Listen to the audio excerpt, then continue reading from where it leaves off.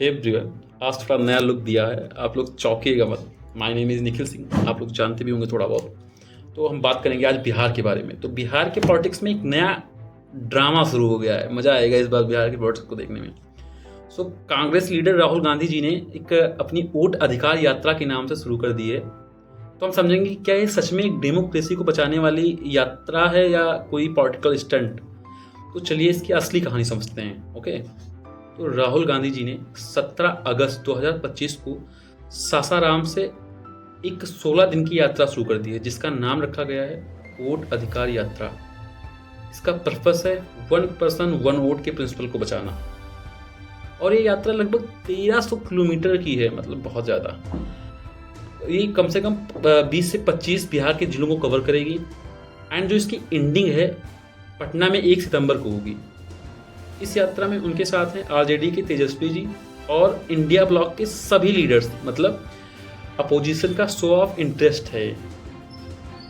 राहुल जी का कहना है कि जो Bihar government special intensive revision यानी कि सर करा रही है, वोटर लिस्ट में जो सर करा रही है, वो एक पॉलिटिकल कॉन्स्पिरेसी है, मतलब बहुत बड़ा आरोप है। उनका आरोप है कि जो पुअर हैं, दलित, बैकवर्ड एंड माइनॉरिटी, मतलब सबको कवर कर लिया।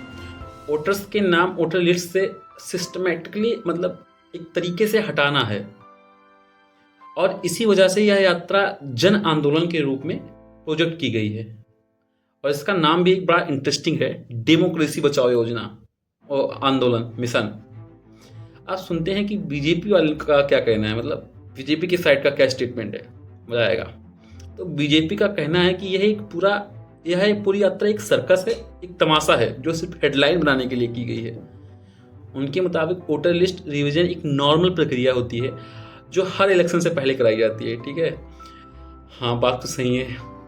और राहुल जी बस मिस इन्फॉर्मेशन को फैलाने का काम करते हैं। और धर्मेंद्र प्रधान जी जो यूनियन मिनिस्टर हैं अपने यहाँ के, उन्होंने बोला है कि ये वोट बैंक पॉलिटिक्स को करना बंद कीजिए आप, और बिन मतलब के कोई जो कास्ट पॉलिटिक्स या कम्युनिटी पॉलिटिक्स को हटाइए। ठीक है, उनका सिंपल सा यही कहना है।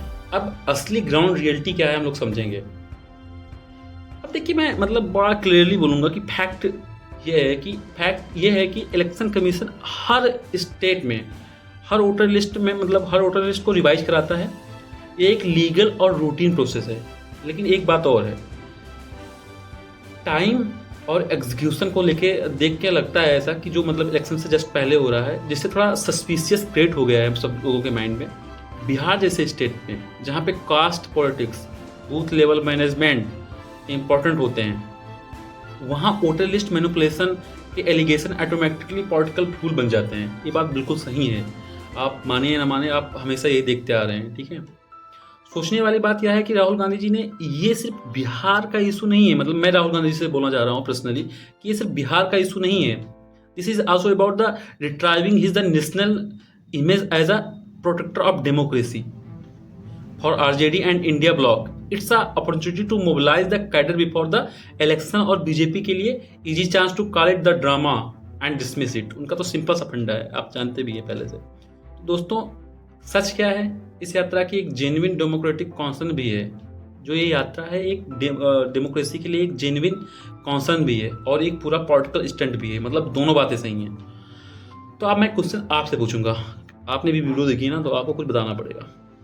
क्या आपको लगता है कि राहुल गांधी ने यह वोट अधिकार यात्रा डेमोक्रेसी को बचाने के लिए शुरू किया है, यह एक पॉलिटिकल स्टंट? बस इतना ही। अगर आपको आता है आंसर तो आप कमेंट बॉक्स में बताइएगा। ठीक है, और अपने ओपिनियन जरूर लिखिएगा। और हाँ, वीडियो अगर पसंद आए तो मैंने पहली वीडियो मेरी है जहाँ मैं बोल रहा हूँ, उसको लाइक करिएगा, सब्सक्राइब करिएगा और लोगों के पास शेयर करिएगा। ठीक है, बस बाकी अपना ध्यान रखिएगा, टेक केयर। बाकी मेरा चश्मा कैसा है ये भी बताइएगा।